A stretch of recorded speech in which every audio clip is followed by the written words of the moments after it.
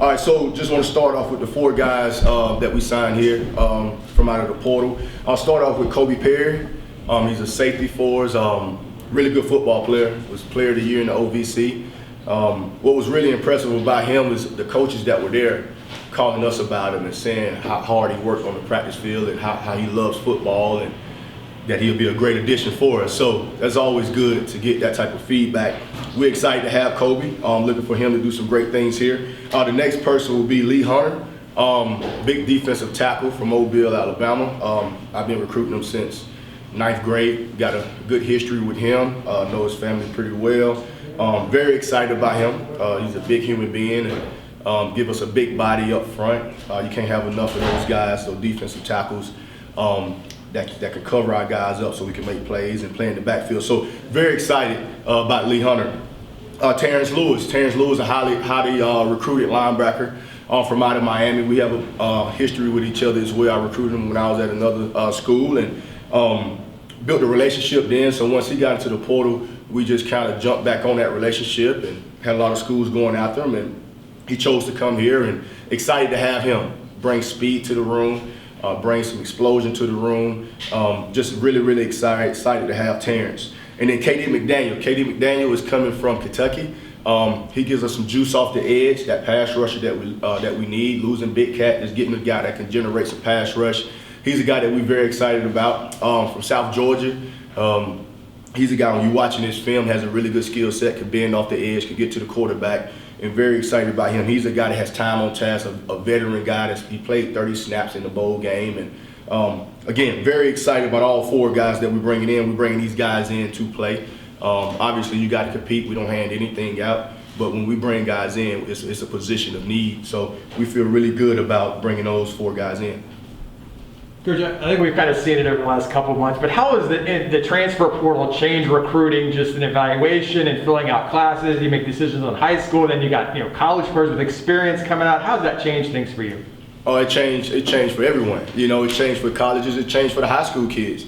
It's really one of those deals when you have to adjust with time. With our head coach, Coach Gus Malzahn, he does a great job of just knowing exactly what we want to do, how many high school numbers we want, how many portal numbers we have, and how many we're going to keep left over, because even after the spring, there's going to be other guys. But you have to adjust with time. It's one of those deals where you just have to adjust, and it's big relationships. Guys are like going to guys that they know or different things like that. What I like about it is, as far as the portal, it makes you have a genuine relationship with guys.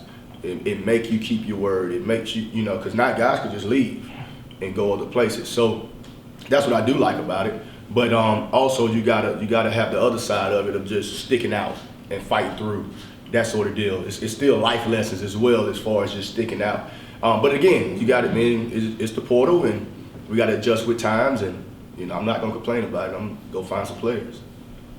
Coach, both Lee Hunter and Terence Lewis were highly rated high school recruits, but they didn't really pan out or play their freshman season.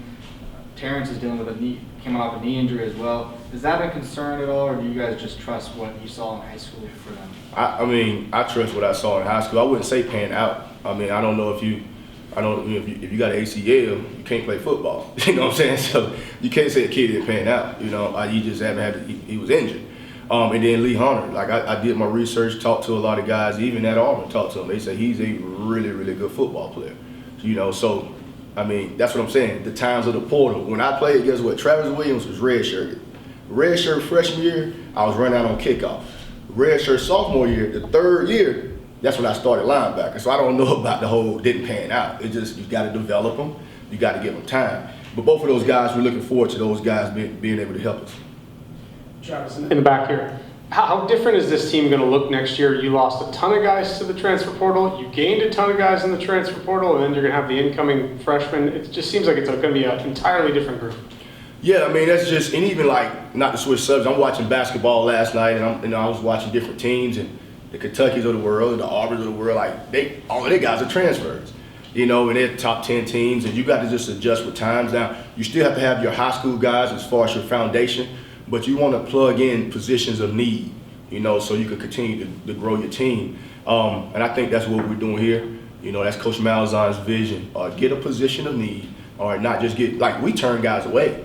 it was guys, really good players, but we're not just piling on. Like, we're good at certain positions and certain positions of need that we have to take. So, yeah, I hope I answered your question. There's obviously great football played at every level. You had Bryson Armstrong last year from FCS, some of the top players in the NFL from the FCS level. So you're getting Kobe Perry, played at Austin Peay. Just talk more about him and what you like about him and what he can provide as an older, more experienced player in the secondary. Yeah, when he walks in the room, he brings that energy. He loves football. He's working out. You could tell who he is because he's talking and he loves ball. And again, we did our research on him, and to the man, everybody said this kid loves football. So very excited to have him. And again, it's a position of need. He's coming. He's played a lot of ball at Austin Peay. He was awesome, player of the year.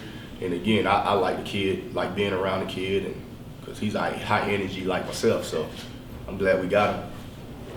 Coach, is your experience, would you consider this an unusual signing day since no high school players were signed, and is this the new norm moving forward? Yeah, it's pretty much the new norm because we signed all of our guys in December. It's a couple schools that are signing a couple guys, but for the most part, guys are signing in December. For the most part, a lot of guys are signing or enrolling early. So we did a lot of our work at the beginning of it in December, and that's why it helps us to go out in January and really focus on the 23 class, because the 22 class is already signed. So that was the advantage for us. So when we were out, we really were getting a jump start on getting information on the 23s instead of doing home visits for 22s and doing different things. We got that done in December, so it was an advantage for us. You mentioned you have a relationship, going back to early in high school for a couple of these guys. When you're recruiting high school kids now, do you mention, hey, we're gonna always be a place for you to come maybe in the future? Or is that not even a discussion that comes up? No, I want to get them I want to get them like right now. I'm sorry, I looked over there for Kobe. Y'all gonna see Kobe Perry coming. He gonna light the room up. But anyway, I want to get a kid right now, but I want to build a strong enough relationship. If he goes somewhere and doesn't work out, my relationship from the past, if it's a kid that we still want, can help us. But it's all about relationships. If you don't have a relationship, you're gonna be behind the 8 ball. You mentioned Katie McDaniel from Kentucky. I know he's been kind of listed as a linebacker in the past. You described him more as an edge. Is he more like that big cat type? Yeah, so he's going to be a buck for us. So he's an edge rusher for us. He's a guy that's going to be able to generate some pass rush for us. So he is an outside linebacker. And just, I know this past weekend, you talked about focusing on upcoming classes. 23s with 22s are done. You had a big event, Hometown Hero. Mm-hmm. I know it seemed like hundreds of guys came through campus over the weekend. How was that event? Just kind of, I know you've seen some of these guys before, but just kind of having a big event and just kind of setting the stage for what you want to do in this next class. It was huge. Just hats off to Dave Shoemade and Leah Cunningham. We just hired her. She's doing on-campus recruiting as well, the way they had it organized. And we had hundreds. Because I caught the buddies, and some people had like 50 guys. We literally had over 300 kids come through. So, including the 7-on-7, matter of fact, it's probably about 500. Including the 7-on-7s, including the invites for the Hometown Hero. It's always good to get those guys on campus. And then when they get here, they're like, oh man, this is awesome. So, we wanted to keep it exclusive, and we was like, you know what, let's let them come. And it was real deal players here. So it's always good to get those type of guys on campus. I know Coach Malzahn talks about this place being the future of college football. You're going to the Big 12 next year, Power 5, but beating Florida in the bowl game, that's a little bit more recent. How much of an impact did all those things have as you maybe talk to these guys this past weekend? Oh, it's huge. Just just talking to Coach Malzahn, we are the state champs, and that goes a long way, and being able to beat a team like Florida and being able to compete, on a high level, on big time TV and people watching us, that's always huge. Just going into the Big 12 is things that we're pushing out there. So this 23 class, their first year, will be in the Big 12, and we got a lot of things to sell here. Just a great area, the only football school in the area, and it's so much. The weather, it was cold for 3 days last week, but now it's getting back 80 degrees. So it's just so much to sell here. And again, Coach Malzahn's vision, the future of college football, and he really believes it. We believe it, and we know this right here is a gold mine. So we're looking forward to the future. Appreciate it. Thanks a lot, Coach. There we go. Charge on.